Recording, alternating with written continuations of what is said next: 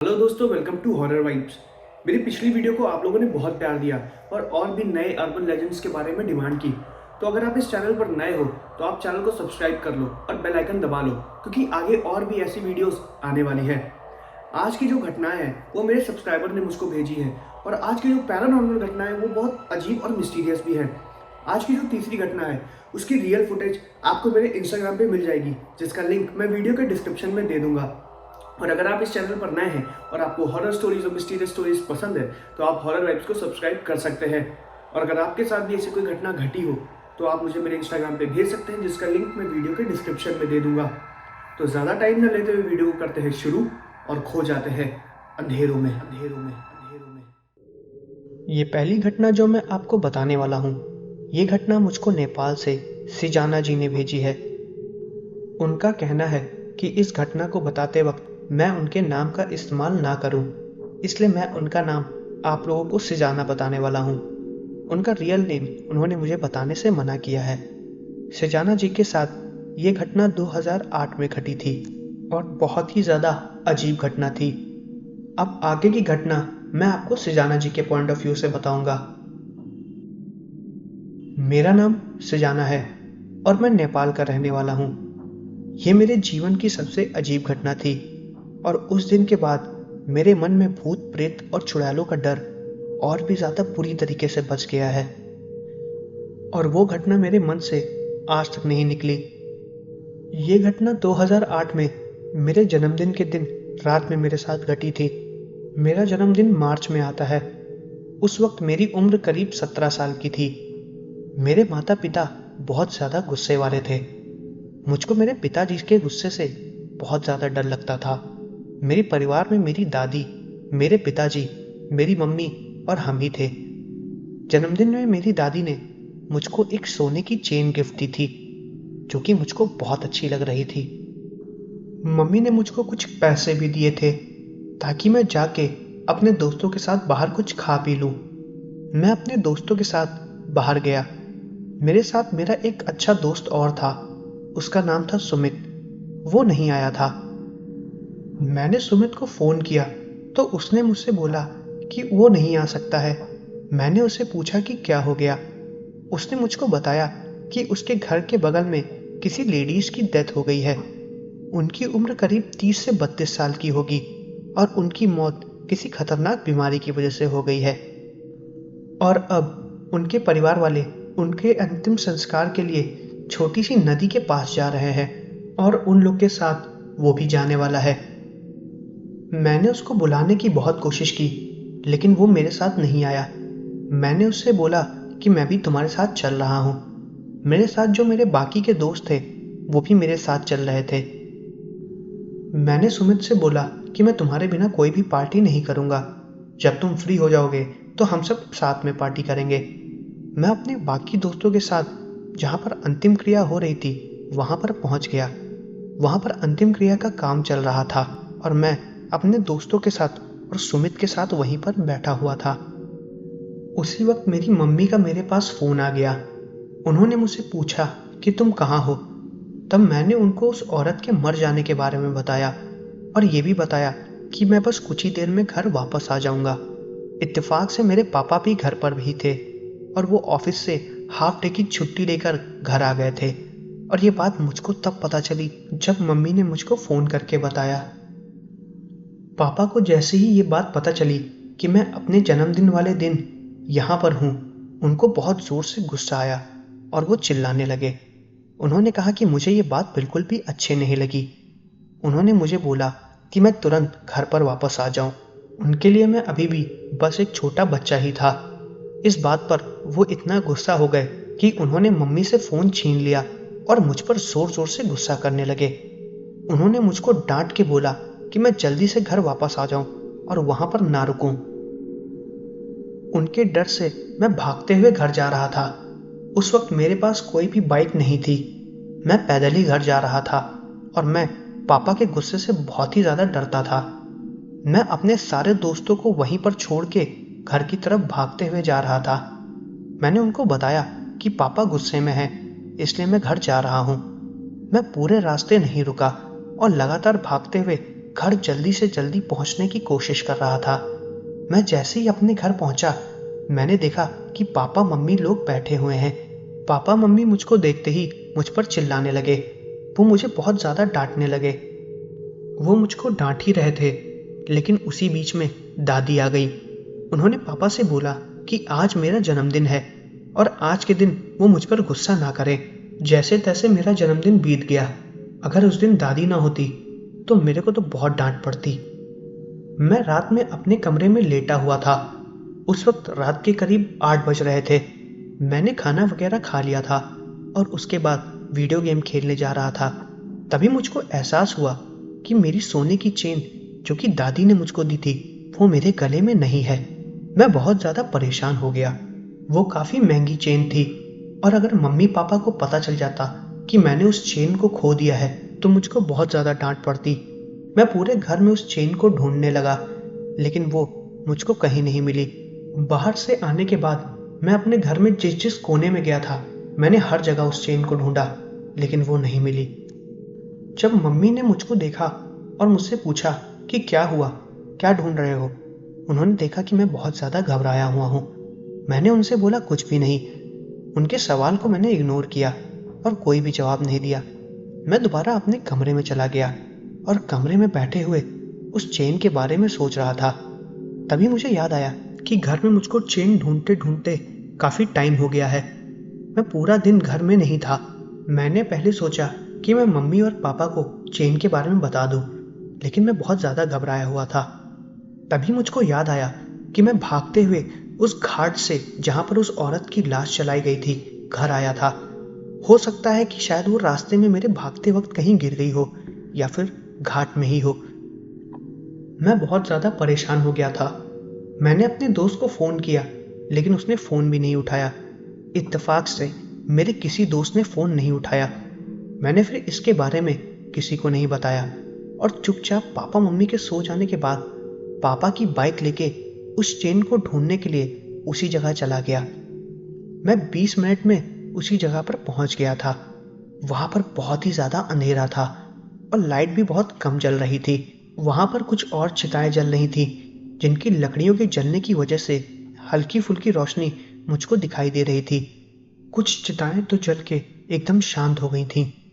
वहां पर मेरे अलावा कोई भी नहीं था और 3-4 चिताएं जल रही थी।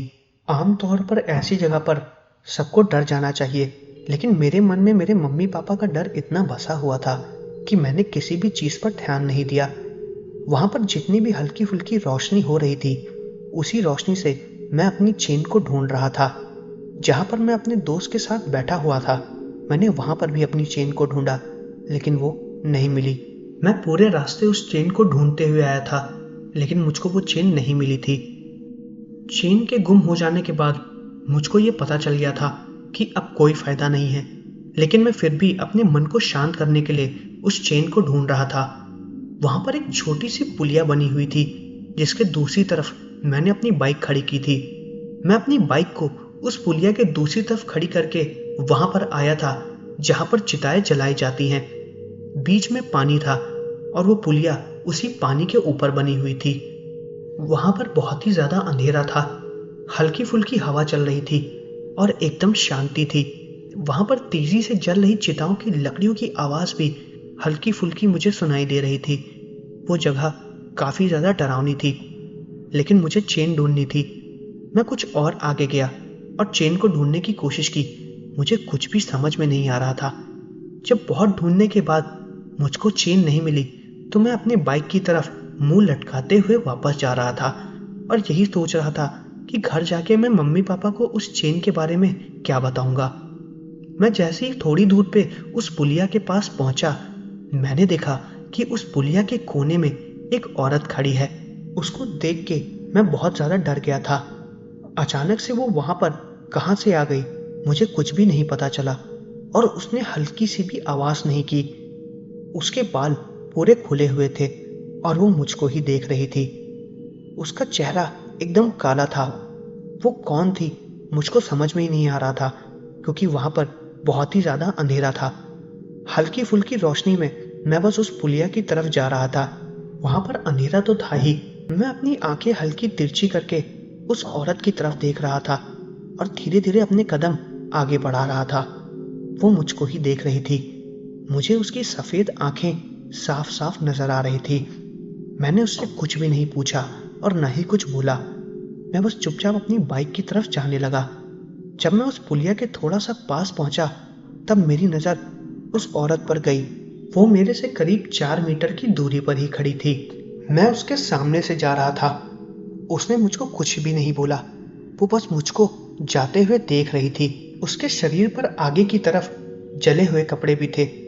ऐसा लग रहा था कि जैसे उसको किसी ने बहुत ही बुरी तरीके से जला दिया हो।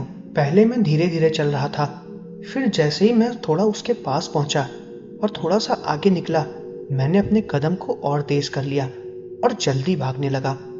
मैं आधी पुलिया क्रॉस कर चुका था और तभी मैंने पीछे मुड़ के देखा कि वो औरत धीरे धीरे मेरे पीछे आ रही है। वो एकदम नॉर्मल इंसान की तरह चल रही थी, लेकिन धीरे धीरे, थोड़ा देर से ही। लेकिन मैं उसको देख के समझ गया था कि वो कोई नॉर्मल इंसान नहीं है, वो कोई भूत या प्रेत है। और मैं तुरंत तेजी से भागने लगा और जल्दी जल्दी अपने जेब से बाइक की चाबी को ढूंढने लगा। बाइक की चाबी मुझको मिल ही नहीं रही थी। तभी मैंने पीछे मुड़ के देखा तो वो औरत धीरे धीरे मेरे पास आ रही थी। मुझे तुरंत बाइक की चाबी मिली और उसको स्टार्ट करके मैं अपने घर की तरफ बाइक को भगाने लगा। मैं जैसे ही थोड़ा आगे पहुंचा, मैंने देखा कि वो औरत मेरे सामने ही खड़ी है और मेरी तरफ धीरे धीरे चलते हुए आ रही है। उसको देख के मैंने बाइक को वापस पीछे की तरफ मोड़ लिया और तेज चलाने लगा, लेकिन मेरी गाड़ी आगे बढ़ ही नहीं रही थी।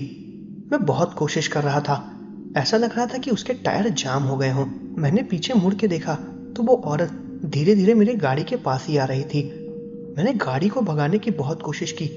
मैं चिल्ला रहा था, लेकिन कुछ भी नहीं हुआ।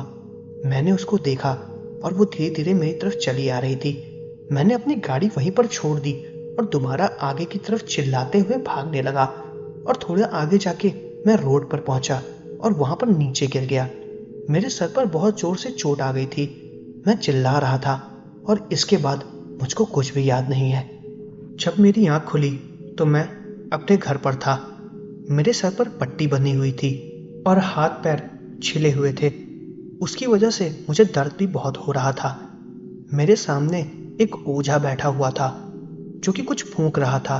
वो बार बार कोई मंत्र पढ़ के मेरे ऊपर से लेके नीचे तक फूंक रहा था। मेरी दादी और मम्मी भी मेरे साथ उसी कमरे में बैठी हुई थी और मेरे सामने थी। पापा शायद कोई दवाई लेने गए थे। मैं उनको देख के रोने लगा। तभी मम्मी ने मुझसे सारी बातें पूछी और मैंने उनको और दादी को सारी बातें बताई। उस ओझा को भी मैंने उस औरत के बारे में बताया और उसके पास कोई अजीब सी तावीज थी जो उसने तुरंत मुझे पहना दी।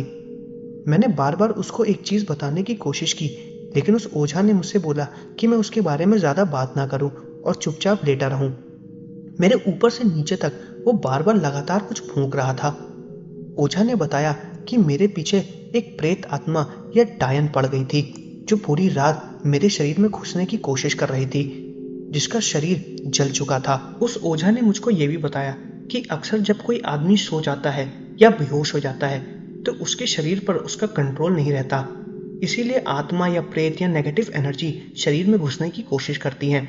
इसीलिए हम अचानक से रात में चौंक भी जाते हैं। कुछ देर बाद पापा भी आ गए और वो गुस्से में ही थे, लेकिन उन्होंने मुझको कुछ भी नहीं बोला और मैं उनको देख के रोने लगा। उन्होंने मुझे शांत कराया। उस ओझा ने यह भी बताया कि रात में उस वक्त मैं जहां पर था वहां पर अक्सर भूत प्रेत और आत्माएं और काली शक्तियां भटकती रहती हैं और शरीर के तलाश में रहती हैं। अक्सर वो लोगों को नजर आती हैं और उनको नुकसान पहुंचाने की बहुत कोशिश करती हैं। ये सब जब मुझको और मम्मी को पता चला तो हम बहुत ज्यादा डर गए थे। उसके बाद वो ओझा कुछ दिन तक हमारे घर आता रहा और मेरे ऊपर झाड़ फूक करता रहा। पापा की बाइक भी घर आ गई। पापा ने मुझको बताया कि सुबह के वक्त उसी जगह पर जहां पर मैं बेहोश हुआ था और जहां पे वो लाश जलाई गई थी, वहां पे कुछ लोग एक लाश को और जलाने गए और तभी मैं उनको वहां पर बेहोश मिला। मेरी किस्मत अच्छी थी। उन लोगों को मेरे घर का पता तब चला जब उनको मेरे फोन पे पापा का फोन आता हुआ दिखा। उन्होंने फोन उठाते ही पापा को सारी बातें बताई। मैं पहले भूत प्रेत या आत्मा पर विश्वास नहीं करता था, लेकिन इस घटना के बाद भूत प्रेत और काली शक्तियों का डर मेरे अंदर बस गया है। और उस दिन के बाद से पापा ने मुझको कभी नहीं डांटा और ना ही मम्मी ने कभी मुझको डांटा। मुझे इस बात की खुशी है कि मेरी जान बच गई, लेकिन ये डर अब मेरे जीवन से मुझे नहीं लगता कि कभी भी निकल पाएगा। तो ये थी पहली घटना। अब मैं आपको अपने सब्सक्राइबर की भेजी हुई दूसरी घटना बताने वाला हूँ। ये घटना मेरे सब्सक्राइबर तरुष जी के घर में घटी थी। तरुष जी ने ये घटना भोपाल से भेजी है और अब आगे की घटना मैं आपको तरुष जी के पॉइंट ऑफ व्यू से बताऊंगा। मेरा नाम तरुष है और ये घटना मेरे यहाँ 2001 में घटी थी। तब मेरी उम्र 3 साल की थी। ये घटना मुझको मेरी मम्मी ने बताई थी। 2001 के जनवरी में मम्मी पापा को किसी फंक्शन में जाना था। शायद पापा के किसी दोस्त की शादी थी।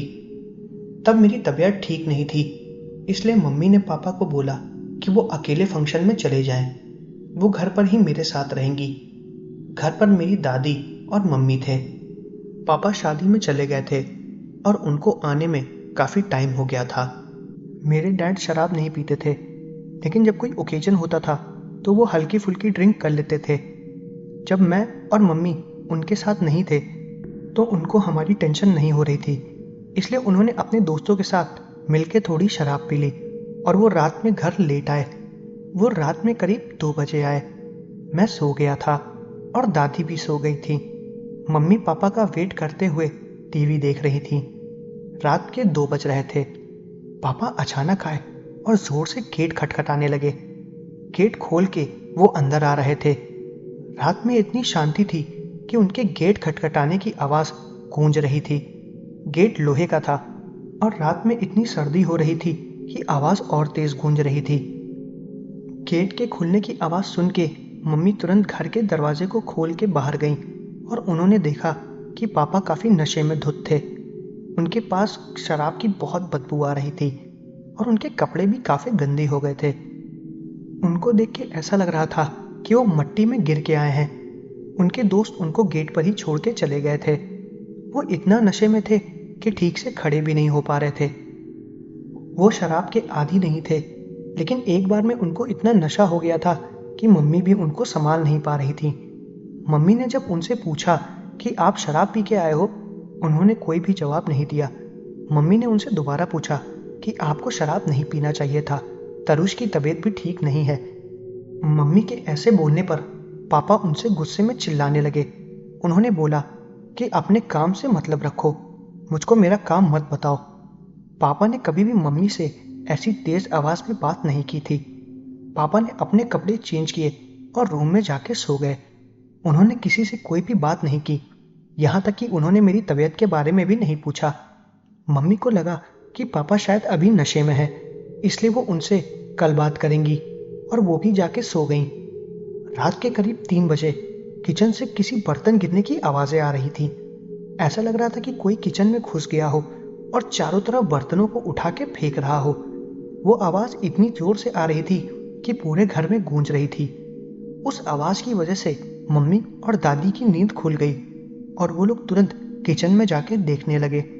उन्होंने देखा कि पापा खाने के लिए कुछ ढूंढ रहे थे और हैरानी में सारे बर्तनों को इधर उधर फेंक रहे थे। मम्मी ने उनसे दोबारा पूछा कि ये सब क्या हरकत है। वो मम्मी के ऊपर दोबारा चिल्लाने लगे। उन्होंने बोला कि मैंने तुमसे बोला है ना, अपने काम से मतलब रखो। पापा जब ये बातें मम्मी को बोल रहे थे तो उनकी आंखें थोड़ी बड़ी हो गई थीं।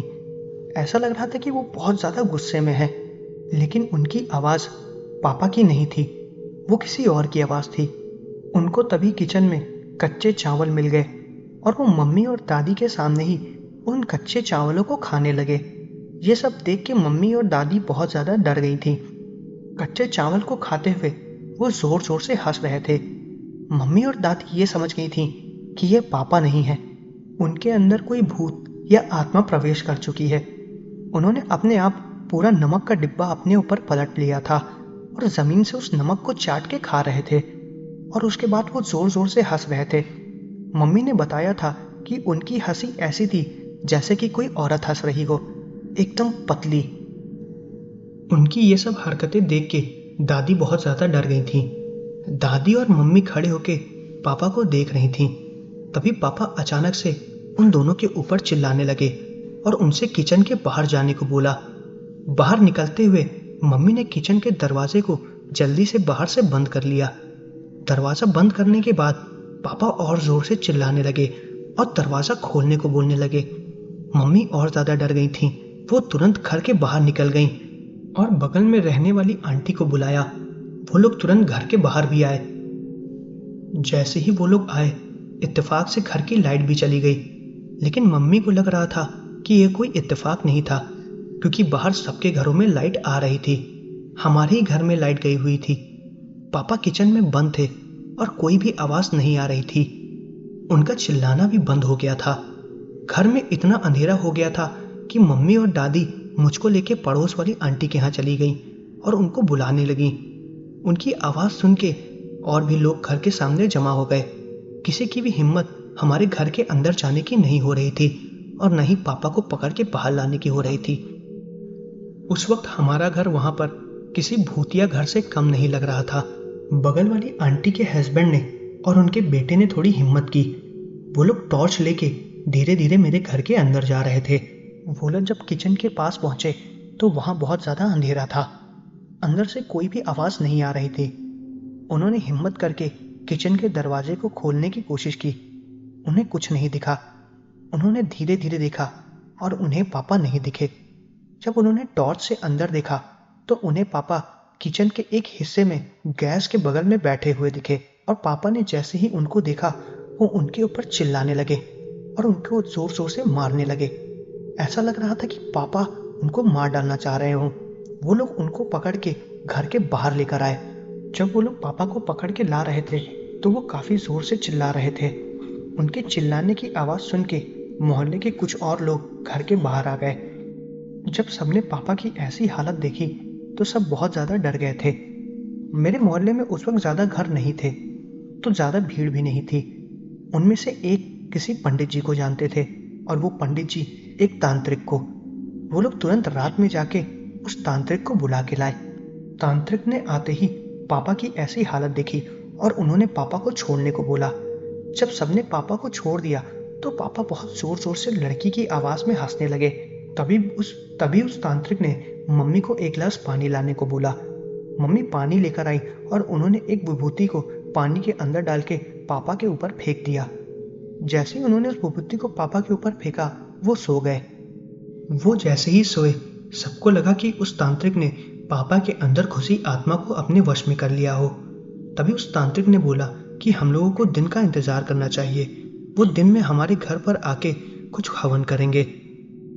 अगले दिन करीब 12 बजे वो तांत्रिक दोबारा घर में आए और वो अपने साथ 5 और आदमी लाए थे। वो पांचों आदमी सर्कल बना के खड़े हो गए और पापा को उसी सर्कल के बीच में लेटा दिया और तभी वो पांचों लोग अजीब अजीब से मंत्र बोलने लगे, जिसको सुन के पापा अचानक से नींद से उठ गए और चिल्लाने लगे। पापा के चिल्लाते ही उस तांत्रिक ने पापा से पूछा कि तुम कौन हो। तब पापा, मम्मी और दादी सामने बैठे हुए थे और तभी पापा के गले से एक औरत की आवाज आई और वो बोली कि मैं इस आदमी के शरीर को नहीं छोड़ूंगी और इसी के अंदर रहूंगी। उस तांत्रिक ने पूछा कि तुम ऐसा क्यों कर रही हो। उसने बताया कि मैं अपने रास्ते से जा रही थी और ये इंसान शराब पी के मेरे रास्ते में आ गया। मैं रोज उसी रास्ते से जाती हूँ, लेकिन इस बार ये मेरे रास्ते में खड़ा हो गया था और मैं इसके अंदर घुस गई हूँ और इसने शराब भी पी रखी थी। मैं जहां पर जिस पेड़ के नीचे जाके बैठती हूँ, इसने उसी पेड़ के नीचे पेशाब किया था और अब मैं इसको नहीं छोड़ूंगी। इतने में ही पापा के वो दोस्त आ गए जो कल उनके साथ शादी में गए थे। उन्होंने भी तांत्रिक को बताया कि कल रात में जब हम पार्टी कर रहे थे तो बारात में दारू पी के नाच रहे थे। उसके बाद पापा ने अपने दोस्तों से बोला कि उनको टॉयलेट जाना है।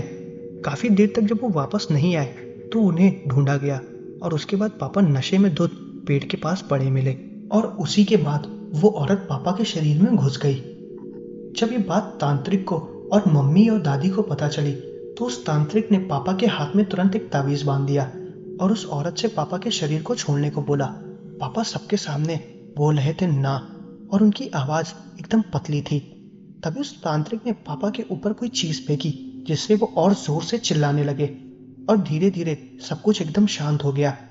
तभी उस तांत्रिक ने 4 लोहे की कीलें चारों कमरे में गाड़ दी और पापा को उस कमरे में 1 हफ्ते तक रहने के लिए बोला। वो उस कमरे में 1 हफ्ते तक थे और तांत्रिक रोज आके उस कमरे के बाहर पूजा करते थे। धीरे धीरे पापा की तबीयत ठीक हो गई और फिर उनकी हालत में सुधार भी आने लगा। जब पापा थोड़े होश में आए तो उन्होंने मम्मी और दादी से माफी मांगी, लेकिन पापा ने बोला कि उनको ऐसा कुछ भी याद नहीं है कि उन्होंने ऐसी कोई हरकत की थी। उस दिन के बाद से पापा ने कभी शराब नहीं पी और ना ही अकेले अपने दोस्तों के साथ कहीं भी गए। उनके मन में उस आत्मा का खौफ इतना बस गया था कि वो आज तक अकेले नहीं सोते हैं। ये घटना मुझको आज तक मम्मी बताती हैं और जब भी मैं पापा से इस घटना के बारे में पूछता हूँ तो वो कहते हैं कि उनको इस घटना का एक भी पल याद नहीं है। और अब हमारी दादी भी हमारे साथ नहीं है, इसलिए मैं उनसे पूरी बात नहीं जान पाया कि आखिर उस दिन और क्या हुआ था। तो ये थी दूसरी घटना। अब मैं आपको तीसरी घटना बताने वाला हूँ जिसका सोर्स रेडिट है। ये घटना खत्म होने के बाद आप इस घटना की रियल फुटेज मेरे इंस्टाग्राम पर जाके देख सकते हैं, जिसका लिंक मैं वीडियो के डिस्क्रिप्शन में दे दूंगा। ये घटना जिस आदमी के साथ घटी है उसका नाम मुझको नहीं पता, इसलिए उस आदमी का नाम मैं आपको एडम बताऊंगा। और अब आगे की घटना मैं आपको एडम के पॉइंट ऑफ व्यू से बताऊंगा।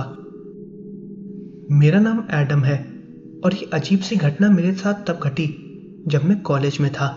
मेरा घर कॉलेज से काफ़ी दूर था, इसलिए मैं एक बूढ़ी औरत के यहाँ रूम रेंट पे लेके रहने लगा। मेरे पास ज़्यादा सामान नहीं था। उस कमरे में मेरे लिए एक बेड, एक स्टडी टेबल और एक अलमारी थी जिसमें मैं अपना सामान रखता था। मेरे हिसाब से वो रूम मेरे लिए बहुत परफेक्ट था। उस घर के बस थोड़ी सी दूर एक रेस्टोरेंट था जहाँ पर मैं खाना खाने जाता था। मुझको फ़िश खाना बहुत पसंद था और शायद वो उस एरिया का सबसे अच्छा रेस्टोरेंट था जहाँ पर फ़िश अच्छी मिलती थी। जिस घर में मैं रहता था वो बहुत ही अजीब सा घर था। वहाँ पर जल्दी कोई जाता नहीं था। वहाँ पर बस एक बूढ़ी औरत ही रहती थी। वो मुझसे ज़्यादा बात नहीं करती थी। मुझसे क्या, वो किसी से भी बात नहीं करती थी। वो पूरा दिन बस अपने रूम में अकेली रहती थी। उसके साथ उसकी एक छोटी सी काली बिल्ली भी थी जो मुझे बहुत ही ज़्यादा बेकार लगती थी। वो बूढ़ी औरत मुझसे बस महीने के पहली तारीख पे रेंट लेती थी और फिर बात ही नहीं करती थी। वो घर काफ़ी अजीब था। इस घर में शिफ्ट होने से 10 दिन पहले ही उसके हस्बैंड की मौत हो गई थी। मुझको नहीं लगता था कि वो बूढ़ी औरत अपने हस्बैंड को ज़्यादा मिस भी करती है, क्योंकि वो अपने रूम में दिन भर बैठ के गाने सुनती थी। वो गाने किस भाषा में होते थे मुझे आज तक समझ में नहीं आया। उस बूढ़ी औरत के रूम के सामने से एक सीढ़ी जाती थी। मेरा रूम उन्हीं सीढ़ियों से ऊपर जाके पड़ता था। मैं उसी के रूम के सामने से रोज निकलता था और वो रूम हमेशा बंद रहता था। उस रूम के दरवाजे में एक छोटा सा दरवाजा और बना हुआ था जिससे उसकी बिल्ली बाहर निकलती थी और अंदर जाती थी।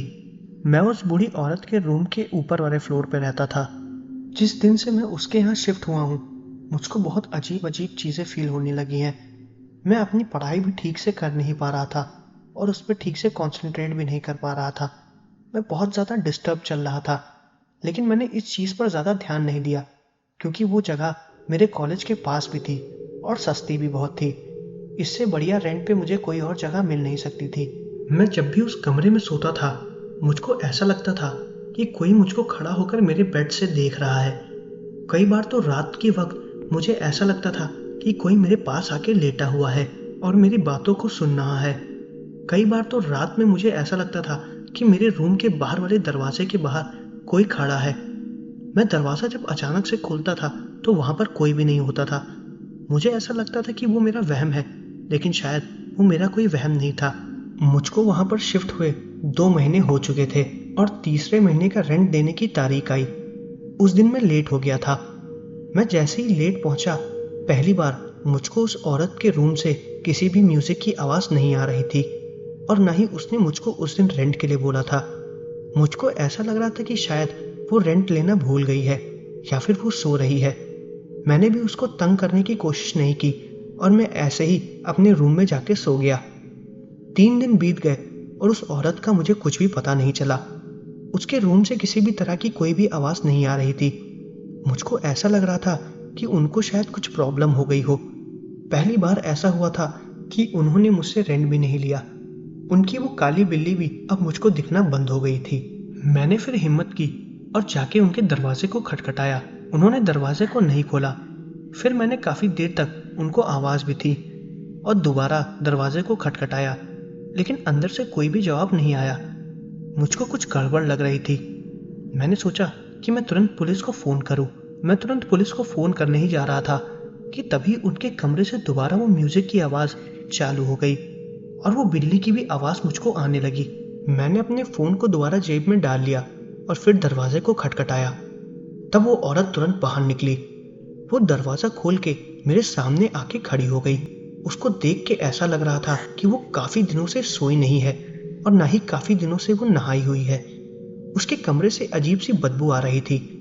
मुझको ऐसे घूर के देख रही थी जैसे कि उसने पहले मुझे कभी देखा ही ना हो। मैंने उनसे बोला कि आपको किराया देना था। वो कुछ भी नहीं बोली। उसने बस अपना हाथ आगे बढ़ाया और मुझसे किराया ले लिया।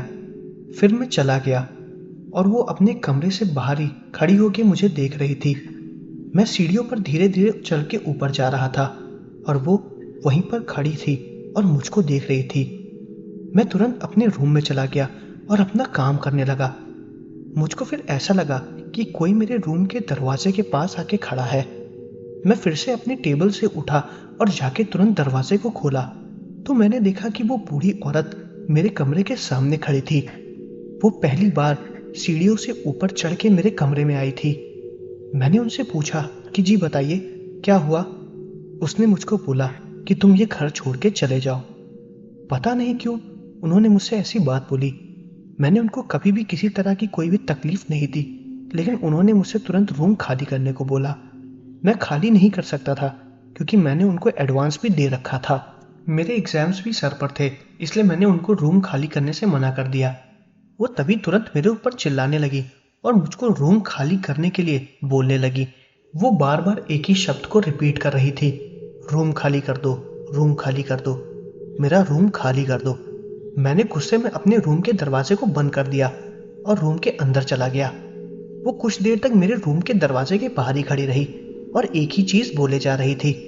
मुझको उसके ऊपर बहुत जोर से गुस्सा आ रही थी क्योंकि आज से पहले उन्होंने ऐसा कोई बर्ताव मेरे साथ नहीं किया था। कुछ देर बाद वो वहां से चली गई और मैं सो गया। रात के करीब 1 बजे मुझको मेरे कमरे में घुटन होने लगी। ऐसा लग रहा था कि वहां पर ऑक्सीजन की कमी हो रही है। हालांकि मेरे रूम के कमरे में खिड़कियां थीं, लेकिन तब भी मुझे बहुत जोर से घुटन हो रही थी। ऐसा लग रहा था कि कोई मेरा गला दबाने की कोशिश कर रहा है। मैं अचानक से उठ गया और पूरी रात नहीं सो पाया। मैं काफी ज्यादा डरा हुआ था। उसके बाद मैं दिन में उठ के कॉलेज चला गया और फिर रात में 2 कैमरे खरीद के लाया। एक कैमरे को मैंने अपने रूम के बाहर लगा दिया और दूसरा अपने रूम के अंदर। इससे मुझे रूम के बाहर की और अंदर की जानकारी ठीक से मिल रही थी। वो दोनों कैमरे बैटरी से चलते थे, इसलिए मैं पूरे दिन उनको चार्ज करता था और रात में उनको उनकी जगह पर सेट कर देता था। उन दोनों कैमरों की रिकॉर्डिंग मैं अपने फोन से साफ साफ देख सकता था। रूम के अंदर वाले कैमरे से पूरा रूम अच्छे से कवर होता था, इसलिए मैं सारी रिकॉर्डिंग बहुत साफ साफ देख सकता था। एक बार मैं रात में सो रहा था और मुझको बहुत अजीब सा सपना आया। मैंने सपने में देखा कि मुझे कोई बहुत जोर से मार रहा है और मुझे मेरे बेड से उठाकर नीचे पटक रहा है। मैं उससे भागने की कोशिश कर रहा था, लेकिन वो बार बार मेरे पैर को पकड़ के अपनी तरफ खींच रहा था। उसने मुझे उठा के जमीन पर पटक दिया। ऐसा खतरनाक सपना देख के मैं तुरंत चौंक के उठ गया और अपने बेड पर बैठ गया। मैं बेड पर बैठ के लंबी लंबी सांसें ले रहा था और मेरे शरीर से पसीना निकल रहा था। मेरी नींद बहुत बुरी तरीके से टूट गई थी और मेरे सर में भी दर्द चालू हो गया था। इतना खतरनाक सपना मैंने अपने पूरे जीवन में आज तक नहीं देखा था। उसके बाद मैं पूरी रात नहीं सो पाया। मुझको बहुत अजीब सा डर लग रहा था और मुझे बहुत ज्यादा घबराहट हो रही थी क्योंकि ये सब मैंने आज तक यहाँ पर कभी भी फील नहीं किया है। उसी वक्त मैं ये सोच रहा था कि मैं ये घर जल्दी से जल्दी छोड़ दूंगा। अगले दिन मैंने अपने रूम के बाहर वाले कैमरे की फुटेज चेक की और उसमें कुछ भी नहीं था। वहां पर सब कुछ नॉर्मल था। कोई भी रात में इस बार मेरे रूम के बाहर नहीं खड़ा था। उसके बाद मैंने अपने रूम में लगे कैमरे का फुटेज चेक किया और उसको देख के मैं बहुत हैरान हो गया था। मैंने जो भी सपना देखा था जिसमें वो आत्मा या इंसान मुझको मेरे बेड पर उठा के पटक रही थी, दरअसल वो कोई सपना नहीं था, वो एक हकीकत था। मुझको मेरे बेड पे सच में कोई जोर से उठा के पटक रहा था। उस रूम में मेरे अलावा और कोई भी नहीं था। जब मैंने फुटेज चेक की तो मैंने देखा कि मैं अपने बेड से करीब 3 से 4 इंच ऊपर उठा हुआ था और हवा में किसी से भागने की कोशिश कर रहा था। ये फुटेज देख के मैं एकदम हैरान हो गया। मैंने उसी वक्त अपना सारा सामान पैक किया और उस घर को छोड़ दिया। मैं उस घर को छोड़ के अपने दोस्त के यहाँ कुछ दिनों के लिए रहने चला गया। उस दिन के बाद से मैं कभी भी उस घर की तरफ नहीं गया और ना ही मैंने उस बूढ़ी औरत के बारे में सुना। मेरे घर छोड़ने के 10 दिन बाद मुझे ये पता चला कि वो बूढ़ी औरत भी मर गई है। उसकी बॉडी उसके रूम में पड़ी मिली और उसकी बिल्ली गायब थी। मैंने सुना था कि शायद उसको हार्ट अटैक आ गया था। ये मेरे जीवन का सबसे खतरनाक एक्सपीरियंस था और अब उस घर में कोई भी नहीं रहता है। अगर आपको इस घटना से रिलेटेड रियल फुटेज देखनी है तो आप मेरे इंस्टाग्राम पे जाके उसको देख सकते हैं। ये थी मेरे सब्सक्राइबर की भेजी हुई कुछ घटनाएं। अगर आपको वीडियो पसंद आई है तो वीडियो को लाइक और चैनल को सब्सक्राइब करना मत भूलिएगा। साथ ही मुझे कमेंट करके ये भी बताइए कि मैं अगली वीडियो किस टॉपिक पर बनाऊं। मिलते हैं अगले वीडियो में।